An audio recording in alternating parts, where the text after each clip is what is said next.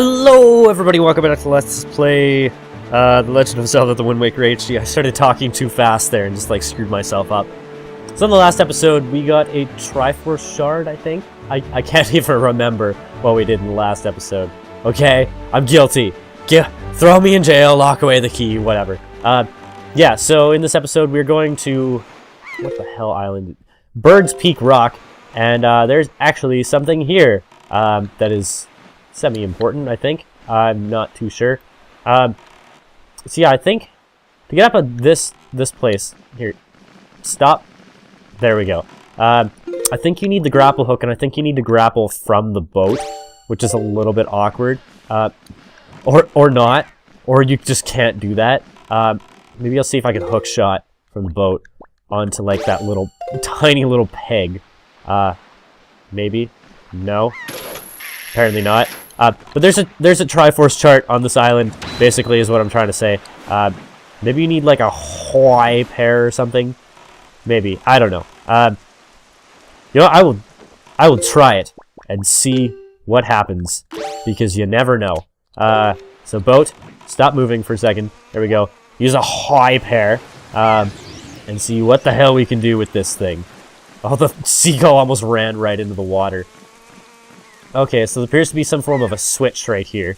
So I'm gonna hit that, and cause I know you wanna hit that, I know you wanna hit that, and oh, there appears to be several switches that we can hit, cause I want to hit that several times, or something like that. I don't know. Let's just sing The Offspring and not know what the hell's going on, because that's generally just what I do in these videos. It's just, except for the singing The Offspring thing, I just generally don't know what's going on. Oh god, seagull, you can outrun them. It's okay. There's so many of them. They're in my raccoon wounds. Oh, well, it works. Now, how the hell do we get on that island? Before the seagull dies, I'm just gonna do that and save its life, I guess. Now, how do you get up there? That is the question. That's the question of the hour. Maybe you could just walk. Oh yeah, silly me. The simplest solution is probably the correct one. You could just walk onto the island. Good job, Kevin. You are the smartest person on the planet, and you are amazing. Is that really all you need to do to get the Triforce chart? Is that it? Because, like, you can do that, like, at the start of the game. Huh. I wonder if you actually can do that at the start of the game. Can anybody, like, confirm or deny whether or not you can do that, like, right at the start? Because it kind of seems like you could. Just, like, you sail from the Forest Haven right to here, and just go and do that. Or something like that. I don't know. Maybe. Maybe not. But still, like, you'd be sitting there like, what the hell do I do with this Triforce chart? At the start of the game, because, like, you probably wouldn't know what to do with it. Or maybe you did. I don't know. I don't know if you actually have to get the Incredible chart before Tingle will, like, be able to decipher them for you, or before you actually are able to go and find the Triforce charts. I do that every time, man. So now we have all 3 Triforce charts, and we have 3 Triforce shards, so we're basically, like, on our way to completing the Triforce. Now, apparently there's one in the next square. I'm not sure if you actually need the chart for it, so let's see. Yeah, so we got one on the ghost ship. One of the charts leads to the one in the next island, and yeah, that's about it. And there's one on Windfall as well, which I think you can. Yeah, you can get that right away. But we're gonna do that last. That's gonna be the last one we pick up. Just saying, because that one is definitely the most difficult. Because that's the only one that I actually know how to do. But whatever. We're going on to the next square, which is Cliff Plateau Isles. So apparently there's a treasure chart there and a Triforce shard. Hopefully this is actually an island I can get onto, so I won't get super confused or anything like that. Like I did with that one island where I was like, oh, there's a treasure chart on this island. Well, how the hell do I get it? Oh yeah, this is actually like an island because there's like trees and shit. So let me guess. Hook shot? Or just walking, because that works. Again, I'm like, I get so like flustered by these islands sometimes. It's just like, well, how do you get on there? There's got to be like the most complicated way possible, right? Right? Of course. That's always the best solution. Wow, I had an empty C button there for a second. How did that happen? Like, seriously, what did I have on there before that I just was empty now? Because I feel so empty inside with an empty C button. I just want to see if I can get up there. No? Well, there's got to be a way to get up there because, like, there's a dude up there that I need to help or something like that. I don't know if I actually need to help him or anything. I should probably stop recording today because I've recorded so many goddamn episodes of this today. I think this is like number 6 that I'm on right now for the day, which is ridiculous. Please tell me I don't have to turn these or anything like that. Hopefully not. Because that would be confusing. I suck at confusing things. I'm not going to get that green rupee because it's really just not worth my time. Oh, there's like the nut ball thing that we get to do here again. Yay! Let's get out the Deku Leaf because it kind of seems like I'm probably going to need that at some point at least. Oh, let go. There we go. Way to grab onto the ledge, Link. That's a good job by you. Oh, get out the boomerang, dude. There we go. Good to go. And kill you. There we go. Again, good to go. Wow, this is the worst goddamn commentary I've ever had. I'm saying absolutely nothing in this video, holy crap. Oh. Oh. Oh. Oh. That was a thing that just happened. Can I get... Well, at least I got a yellow rupee out of it. At least I can get over here. That's okay. If I can get over there, I'm happy. There, break you through the vines and things and stuff. I don't know. This is why I should stop recording, is because I've absolutely just run out of meaningful things to say and stuff like that. I mean, you don't always have to say something meaningful, but I like to. I don't know. Let's see if I can bomb this. Oh no, fire arrows. That would probably work better. Switch arrow. There we go. No, wrong button, me. Good job. There we go. No. Oh, yes, victorious. Well, hero. I'm gonna go down there and get that treasure chest because why not? Everybody loves treasure chests. Now the question is, how do I get out of here once I get this thing? Because that is going to be a dilemma. Maybe some of these things go away. Oh, well, that was convenient. So I guess that's easy access back up here or something like that. Use you. There we go. Use you. Fuck you. Scar you. Taste you. Hate me. Smash me. Something me. Erase me. Kill me. Kill me. Okay, he just says kill me like 14 times for the rest of that song. If you don't know what song that is called Eraser. It's by 9 Inch Nails. Again, I sing too many of their songs in these videos. Hey, look, a treasure chart that I didn't even know was there. That's kind of cool. So yeah, that's about it for this one particular area. Like this island at least. Let's just fnute back down to our Benute, or whatever the hell you want to call it. Let's see if I can land on it. Oh, maybe not. Let's waste a lot of magic trying. Drop. Yes! Thank God, Link. You're the wonderful person. Although, like, landing in the water would hurt a lot less. And if you really think about it, like, you'd figure Link is like, what, 12, 13 or something like that. And, actually, no, he was the same age as the Hero of Time. So Link was, what? I think Link was 9 when he started that quest or something like that. 8 or 9. I just know, like, the Hero of Time was, like, somewhere around, like, 16 or 17 or something like that, supposedly. I'm not too sure on that. Don't quote me. But anyways, like, but yeah, like, you kind of figured that he'd be, like, 8 or 9 in this quest or something like that. Wow, I hit him with a fire arrow. Way to go, me. Apparently that does, like, twice damage or something like that. Wow, there's a lot of Wizrobes here. Wow, that does kill him in one shot. Look at that. Knock you off the platform, dumbass. Shoot fire with fire.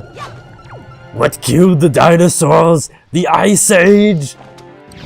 I think that's the first time I tried to do an Arnold Schwarzenegger impression in a video. That's Fantastic. I don't even know if he played that character, is the funny thing. So I get absolutely nothing for killing all the enemies, unless there's like cannons and stuff or something like that. No, I get nothing. Wow, that was disappointing. Watch me have totally missed something like super important. Oh my god. So this next island is an island that we've gone to, and we know probably quite well by now, I'm not too sure. Oh, that was the island I was just on. I was like, what the hell is that? This is the Forest Haven. Now, this sucks, because there's a fetch quest on this island, I believe, that you can do with all those Koroks that are sort of just sitting around everywhere. I'm not going to do that in this episode. I'm going to do that probably in the next episode, because it's going to take a really long time to do. And yeah, I just don't want to do it right now. So we're going to do that entire quest in like the entirety of an episode, or maybe even 2, depending on how long it takes. But yeah, the next island is Ice Ring Isle, I believe. Is it? Yeah, it's Ice Ring Isle. And we don't want to do that one either, because fuck. Like, there's nothing there, basically. So now we're moving on to Square D6, which I don't know. What is Square D6? That is Southern Fairy Island, which again, there's nothing there, except 3 platforms, so yeah, there's that. And then, after that, there's Shark Island, where there's nothing there, and then, Five Eye Reef. So yeah, we're just gonna bust on through all this stuff in this episode. So yeah, bye Ice Ring Isle. Even though you're like the most beautiful island in the world, I hate you. Like, if you really think about it, like, that is such a beautiful island. It's wonderful. Yeah, this next one is just a fairy island, which I think we've already gotten, haven't we? Oh yeah, that was the thing that I got confused with earlier. But yeah, let's just go to the 3 platforms and do that right now. Because why not? Everybody loves platforms, right? Right? I have actually decided that I think my favorite type of game is a platformer. And that's because, like, they're so simple. You can do them, like, whenever you want. It doesn't take, like, a bunch of setup time or anything like that. You just sit down and you play. And it's not like Call of Duty where people just, like, fucking rage at you whenever you kill them or anything like that. I don't like Call of Duty. If you like Call of Duty, that's your business, not mine. I personally don't endorse those games. Wow, I hit a Bokoblin right off the thing as I shot out the cannon. Good job, me. That was fantastic. But yeah, like, I don't personally like shooter games that much. It's probably because I'm bad at them. Realistically, that's probably the reason why I don't like shooters. But, you know, whatever. Like, to each their own. Oh god, don't do that. Do not put out your sail, because you'll just sail right past everything. Yeah, I did buy a Call of Duty game in high school, because everybody's like, oh, fucking Call of Duty! Call of Duty is the greatest thing ever. That was way back when, like, right after Modern Warfare 2 came out, like, Call of Duty 6 or something like that. And then I kept calling it Call of Duty 6, and everybody's like, no, it's not Call of Duty 6, it's like Modern Warfare 2. I'm like, yeah, but it's the 6th Call of Duty game. So how is it not Call of Duty 6? And now they're at... God, I think they're in double digits now. And if you really think about it, like, that wasn't that long ago that game came out. Like, that was 2009, I want to say, that Modern Warfare 2 came out. That's 4 years ago. They've probably made 4 or 5 games since then, which is ridiculous. Like, if you really think about it.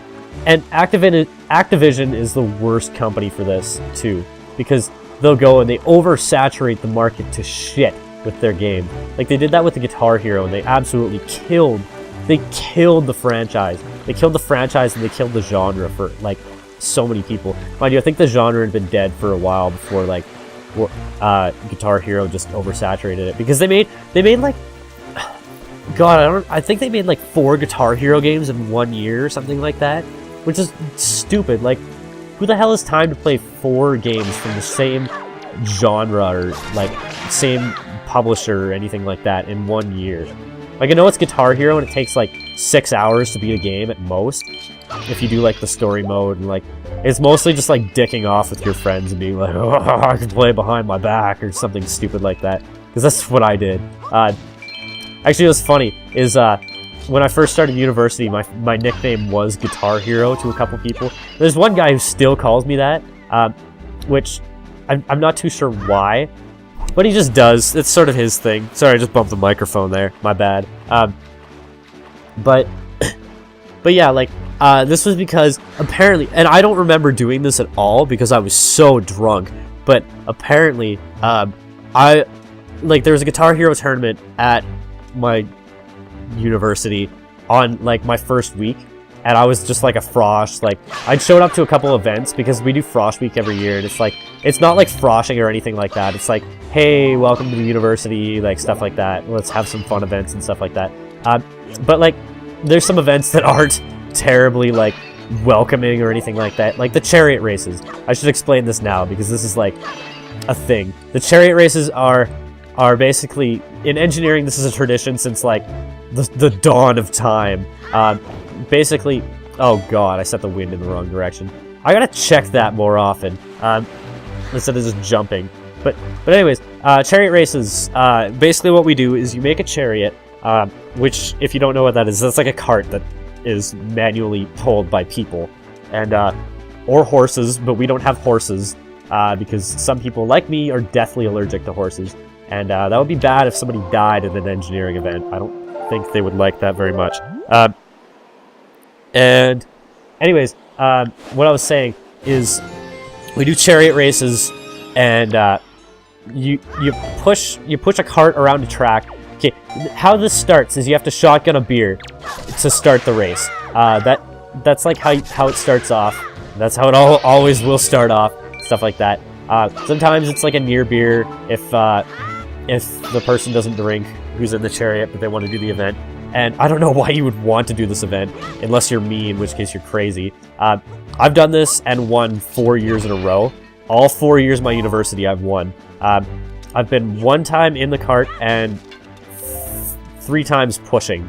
But I'm a fast mofo. Like, I can run like hell. Oh my god, my nose is so goddamn itchy. What the hell? Oh, this is Super Mario World all over again. Jesus Christ. Oh, fuck. God. What the hell?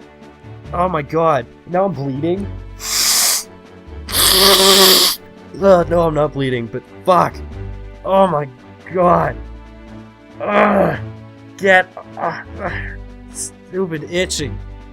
Oh my god, that's so much better. That was so random. Okay, sorry about that. I might cut away with that because that was just ridiculous. But anyways, yeah, we do this chariot races, and I'm usually pushing, but I've won 4 years in a row. Anyways, you shotgun a beer, like the person in the cart shotguns a beer, and then sort of like hides, and everybody's wearing garbage bags while they're doing this and like running in their underwear, and that's the smart way to do it, basically. But what you have to do is you have to run around this track. This track is like you pull it up a hill and then around this circle like 3 or 4 times. And this gets really chaotic. Like, people have fallen off. People have, like, broken bones in this. Like, it gets pretty crazy. But anyways, yeah. Like, we keep doing this, and, like, while you're running around this track, there are people throwing things at you. Basically, it's supposed to be, like, disgusting food. And, I was responsible one year for, making this disgusting food, quote-unquote. And, what I did was I left milk out in my garage when it was, like, warm out, like in the middle of summer, for 6 weeks, and then I poured that into this giant vat of oatmeal that I made, and I also put some rotten beef in there that I'd left out with the fucking milk and stuff like that, and my god, it was so disgusting. Like, you have no idea. Is the reef? Oh yeah, the reef is the next square. Holy crap. I didn't realize where we were. But yeah, anyways, yeah, there were people that, like, threw up. And that same year, like, all the food was so disgusting. Like, it's usually not that bad. Like, people usually just put a bunch of garlic or something in there. But, like, I put a bunch of garlic as well as, like, rotten meat and, like, curdled milk and stuff like that. And it was so gross. Ours was the worst. They they said that, like, the stuff that I made was the worst that they've seen in, like, 10 years. Well, like, in the last 10 years. Like, there's one guy that just, like, made the most disgusting thing ever, apparently. But apparently, like, mine was really bad. There was also, like, I was running that year, too. Like, I was... Dude, would you stop getting hit, please? I'm gonna die here. Jesus Christ, this one fucking cannon. Get out of here. And this shark. This is a really bad combination of enemies. Holy crap. I'm just about dead. Wow. But yeah, I was running that year too, and I actually got a fish head to the face. Like, no big deal or anything like that. Wow, I'm going to die here. This is so bad. Good thing I have fairies. Like, I wish these sharks would just get out of here or something. Like, they keep appearing out of nowhere. What the hell? Whatever. Anyways, yeah, like, I got a fish head to the face. That was pretty disgusting. And, yeah, that was probably the worst thing I've ever gotten while running this race.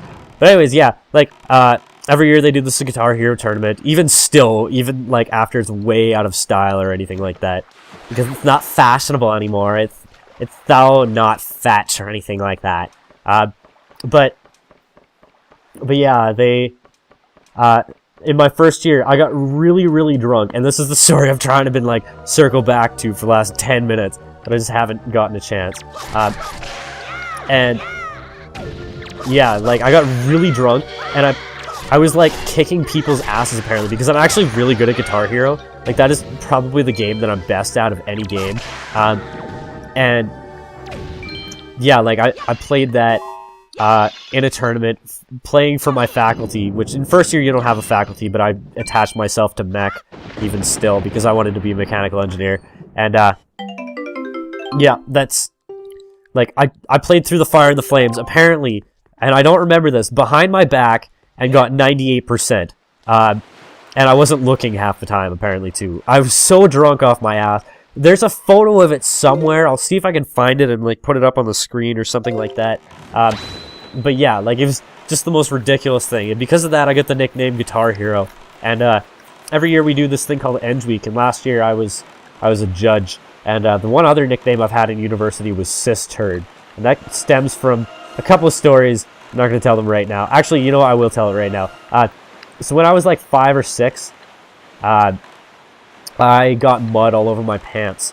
And, like, there's 2 sections of the story. This is the first one. I got mud all over my pants, and then, like, I didn't have any clean pants, so my mom just gave me my sister's pants to wear. And then she pissed me off or something like that. And, yeah, like, she got me really angry for some reason. And I decided that the best course of action I could have taken was to take a dump in her pants. And, that's where half of the name Systurd comes from. It's spelled S-Y-S-T-U-R-D, so people would think I, like, took a crap on a computer or something like that. Like, the fake, like, part of the Eng Week thing is you're not supposed to let anybody find out your name, so the fake story that we told people to get them off our backs, for me, was that I got really mad at my first year programming class, and so I decided to go and take a dump on the computer, because I was so mad at it.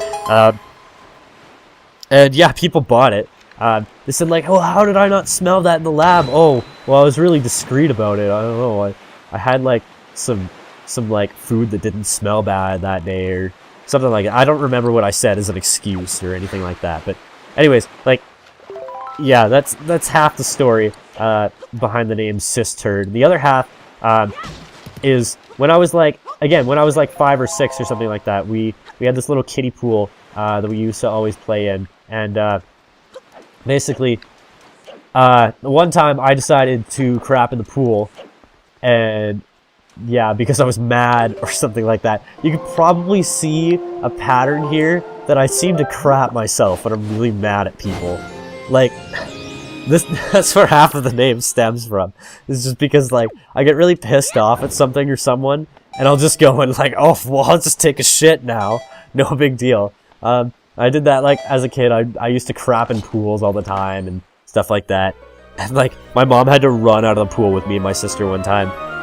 But yeah, I took a crap in the pool, and as a result, my parents well, in the kiddie pool that we had in our backyard. As a result, my parents went and they put my shorts in the toilet to let them like clean or something like that. I don't know. My parents weren't terribly great at the cleaning aspect. Yeah, they put my swim shorts in the toilet, and me not realizing that they were in there, I took another dump on them, and I flushed the toilet, and my shorts got flushed down the toilet, and they clogged up the piping like holy crap. No pun intended. And my dad tried for days to get it unclogged. He tried for days, and he couldn't do it.